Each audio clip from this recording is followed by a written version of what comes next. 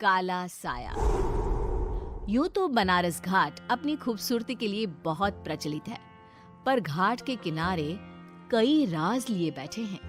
ये कहानी शुरू होती है बनारस के घाट के पास बने ममता निवास से, जहां प्रिया लाल जोड़े में ममता के घर उसकी बहू बनकर आती है। आओ आओ बहू, घर को अपने पैरों से पवित्र करो। ममता घर की दहलीज पार कर ही रही होती है कि अचानक एक बहुत गंदी सी बास पूरे घर में फैल जाती है।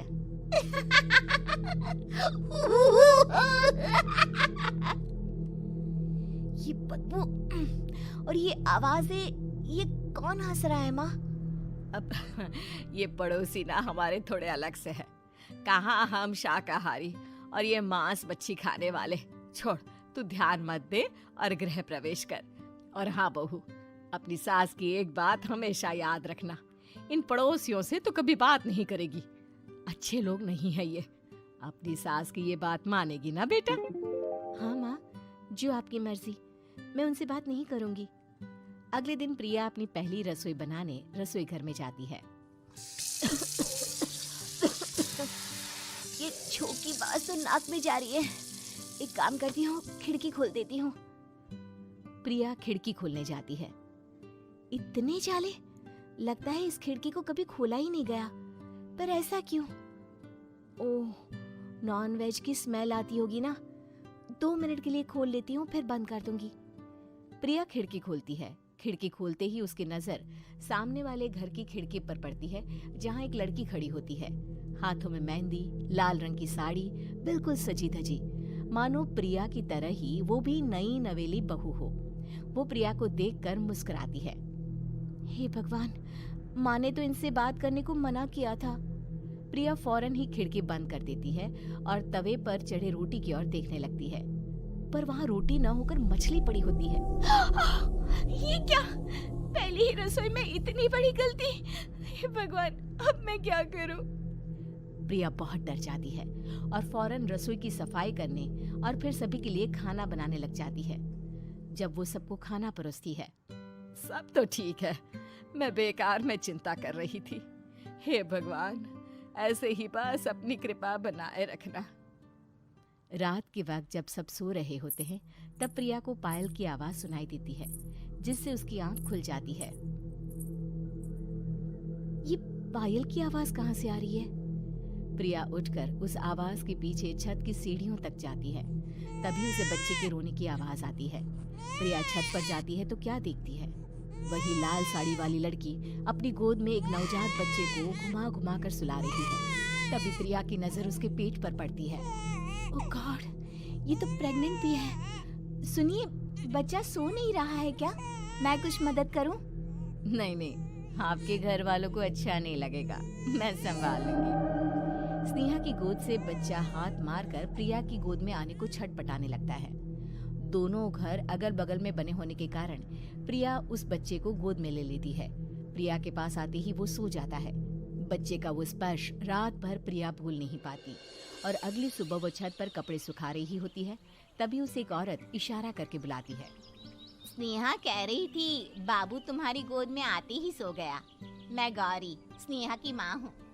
बहू, घर आना, बाबू को खिला भी लेना। शाम को जब घर पर कोई नहीं रहता, बच्चे से मिलने के लिए प्रिया छिपकर अपनी पड़ोसन के घर चली जाती है और कुछ देर बच्चे को खिलाकर वापस लौट आती है। इसके कुछ दिन बाद ही प्रिया को पता चलता है कि वो माँ बनने वाली है।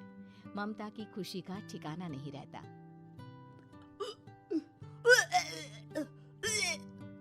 माँ जी, पता नहीं क्यों उल्टी आ रही है। प्रिया भागती हुई वॉशरूम में जाती है तो हरे और लाल रंग की उल्टी करती है। उस उल्टी में से कीड़े निकलते हैं। ये क्या? खून और ये कीड़े! माँ! माँ! प्रिया की आवाज सुनकर ममता दौड़ कर आती है, पर बेसिन में कुछ नहीं होता। प्रिया हक्की बक्की रह जाती है। ये सब क्या हो रहा है? प्रिया घबरा जाती है और अपने कमरे में जाकर सो जाती है। डर के कारण वो इतनी थक जाती है कि उसकी आंख लग जाती है। तब उसे ऐसा लगता है उसके पेट पर मानो कोई बैठा हुआ हो। कौन हो? प्रिया के पेट पर एक 5 महीने की बच्ची बैठी हुई थी, जो बुरी तरह जली हुई थी। माँ, तुम ही मुझे लाई ना अपने पेट में। मैं तुम्हारी माँ नहीं हूँ। कौन हो तुम? माँ, देखो मैं जल गई बुरी तरह से। 6 महीने पेट में रहने को भी मुझे नहीं मिला। सहला दो ना माँ। बचाओ, बचाओ, माँ! ममता दौड़कर कमरे में आती है। प्रिया की बातें सुनकर वो सब समझ जाती है। तू कहीं बगल वाले घर में तो नहीं जाकर आई ना बहू? मुझे माफ कर दो, मैं गई थी माँ। उस घर में सब मरे हुए हैं बहू। कई साल पहले स्नेहा उस घर में बहू बनकर आई थी। कुछ ही दिन में वो एक बच्चे को जन्म देने वाली थी। पूरा घर बच्चे के आने की खुशी में खोया था कि एक दिन अचानक उस घर में आग लग गई। सब बुरी तरह जलकर मर गए। गौरी आज भी दादी बनने का इंतजार कर रही है और इसीलिए स्नेहा ने अपना अजन्मा बच्चा तुम्हारी कोख में डाल दिया। ममता ये कह रही होती है कि पीछे से उसके पैरों को एक बच्चा पकड़ लेता है। दादी, दादी। माँ, स्नेहा की गोद में यही बच्चा था। ये बच्चा कौन है फिर? तेरी मौत है। तेरी भी दादी। जिस चीज का ममता को डर था वही हो गया। ममता निवास के ऊपर मौत ने चादर बिछा दी थी। प्रिया का पेट ऐसे बढ़ जाता है मानो 9 महीने का हो। 2 हाथ उसके पेट से बाहर निकलते हैं।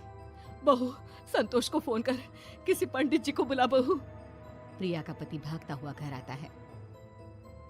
ये तो होना ही था माँ। तेरा पाप तेरे सामने आ गया तो तू सह नहीं पा रही है।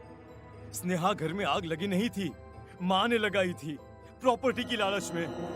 और वो बच्चा मेरी पहली पत्नी का बच्चा है, मेरा बेटा, जो कि उस आग की चपेट का शिकार हो गया था। मैंने तुमसे ये सब माँ के कहने पर छुपाया था। मुझे माफ कर दो प्रिया। तुम अगर चाहो तो यहाँ से जा सकती हो।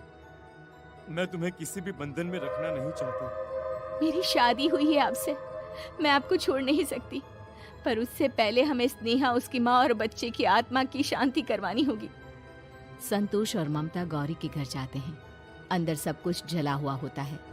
जमीन पर जली हुई लाशें बिखरी हुई थी। ममता रो रो कर अपने करने की माफी गौरी से मांगती है। प्रिया स्नेहा के घर वालों का अंतिम संस्कार करवा देती है और ममता निवास फिर से आत्माओं के साए से मुक्त हो जाता है।